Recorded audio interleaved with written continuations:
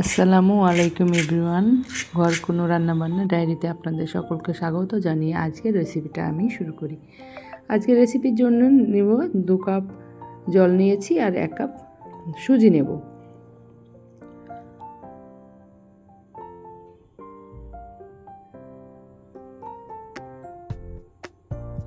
তো আমি 1 চামচ চিলি ফ্লেক্স নিয়েছি আর 1 চামচ লবণ নিয়েছি।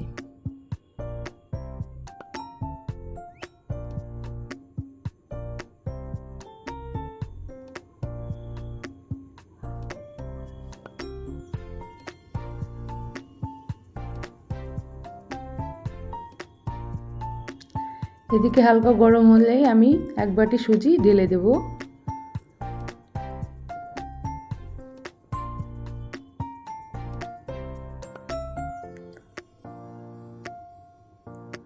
সুজিটা কিন্তু অনবরত নাড়াচাড়া করতে হবে, নইলে দলা পেকে যাবে। তো যেন দলা না পাকে সেইভাবে অনবরত নাড়াচাড়া করতে হবে।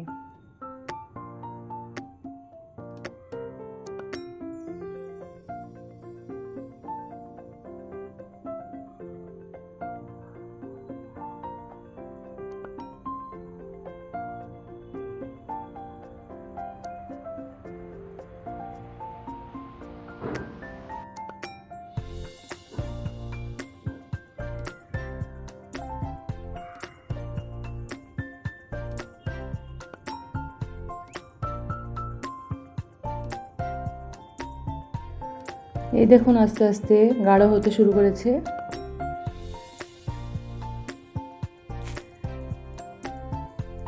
এতে আপনি ধনিয়া পাতা কুচি থাকলে দেওয়া যেত, কিন্তু আমার হাতের কাছে আজ ধনিয়া পাতাটা ছিল না, সেজন্য আমি কিন্তু স্কিপ করেছি। আপনারা চাইলে দিতে পারেন, খুব সুন্দর একটা কালার আসবে। এই দেখুন অনেকটা গাঢ় হয়ে এসেছে।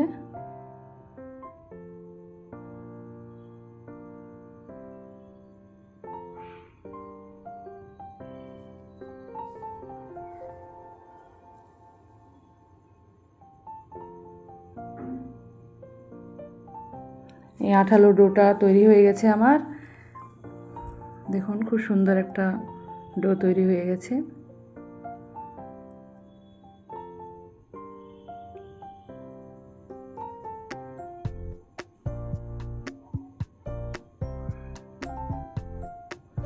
এদিকে আমি 1 চামচ একটি পাত্রে ঘি মেখে নেব, যেন লেগে না যায়, সেজন্যে সুজির ডোটা আমি ঢেলে দিলাম।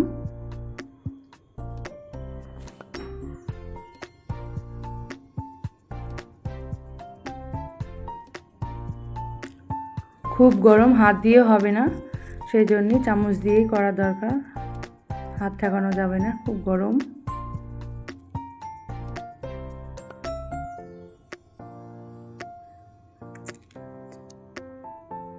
এই প্যাচুলাটা দিয়ে কিছুক্ষণ নাড়াচাড়া করে নেব।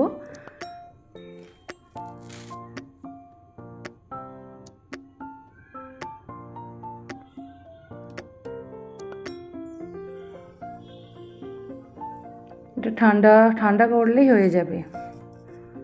অনেকটা ঠান্ডা হয়ে এসেছে। দুই হাতে আমি ঘি মেখে নিয়েছি। ঘি মেখে নিয়ে একটা লম্বা লম্বা একটা শেপ করব।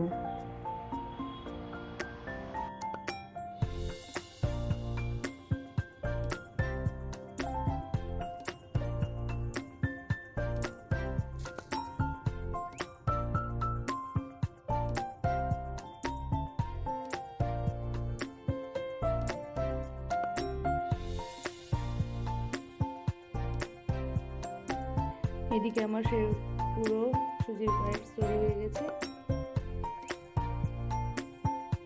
এদিকে আমি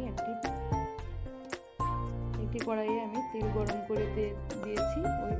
ওই কড়াইয়ে আমি একে একে দিয়ে সব সুজির পায়েসে ভেজে নেব।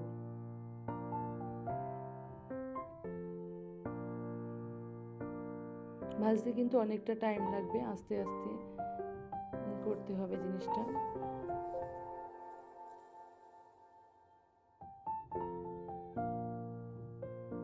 আস্তে আস্তে নাড়াচাড়া করতে হবে, যে তলে যেন লেগে না যায়, সেই জন্যে।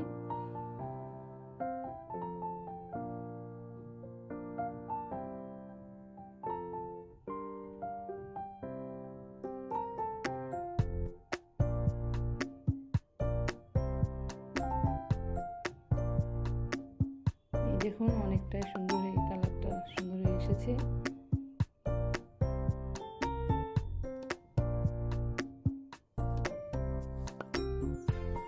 আমার ভিডিওটি যদি আপনাদের কোনো অংশ ভালো লেগে থাকে তো প্লিজ লাইক কমেন্ট শেয়ার করুন রেসিপিটা।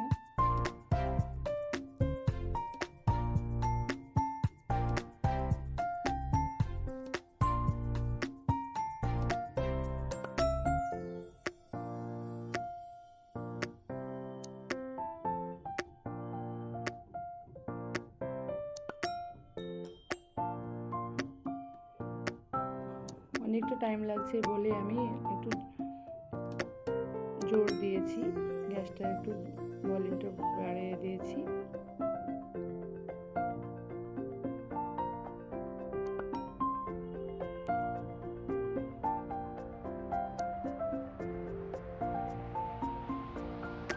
তারপরটা আছে আমি ভেজে নেবো একসঙ্গে।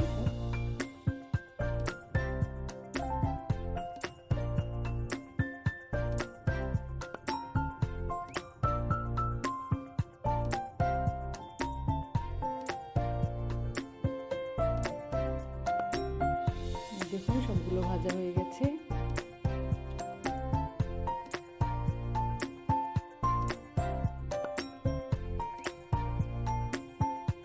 কত সুন্দর ক্রিস্পি হয়েছে, আপনারা দেখলে বুঝতে পারছেন।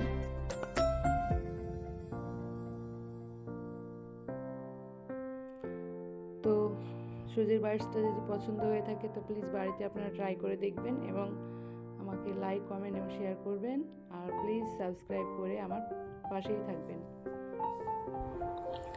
আবার ফিরে আসবো নতুন কোনো রেসিপি নিয়ে আপনাদের মাঝে। আজকের মতো এই পর্যন্তই।